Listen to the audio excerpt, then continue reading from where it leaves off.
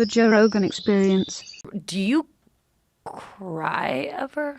I cry for happy things. Yeah. Most of the time. That's I cry when I'm nice. happy for Oh, people. that's good. But I cry if I think about, like people that I miss and, Yeah. stuff like that. That's good. I definitely cry. Yeah. Well, I cry a lot for like things that make me happy. That's Really? Yeah. That's cute. Yeah, I cry for people. I cry when I'm happy for people. But yeah, I cry. I feel that. I'm not From scared you. of emotions. Yeah. That's nice. Yeah. I'm scared of weakness. I don't like weakness, but I don't think crying is weakness. I think it's weak to not want to cry. I think it's weak to not want to embrace the full spectrum of life. And life is filled with beautiful things and amazing things, and it's also filled with horrible things.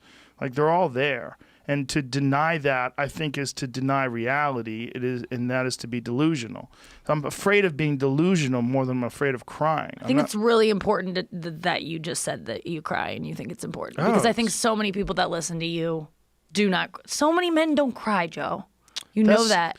They do, I think. They I just don't want people to know. Well, maybe they don't, but I just don't think they'll allow themselves to. And I put myself in that category. Like, it's really hard for me to cry. Like, I have to be talking to someone about I have to have it kind of mirrored back to me, my emotions, so that I have license to cry. But it's not something that comes naturally to people. But I think it's important to do. I cried on the podcast just real recently. Really? Yeah, there was a guy on Josh Dubin he's a lawyer, and they were talking about the Innocence Project. He works with the Innocence Project, and they got this poor man who was an immigrant. I believe he's from Guatemala, who was unjustly accused of murder, and they got him out, and they were just going through the whole story about how the prosecutors are trying to keep him in jail even though he knew he was innocent, and they finally got him released, and they're talking about this thing, and I just started crying.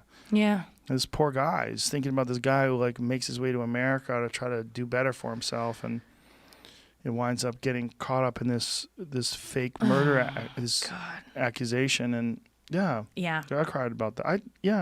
I think men need to cry more, and is that another one of your folders?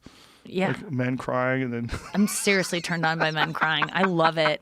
Can I really put that out there? The one time my ex-boyfriend cried in front of me, you got hot.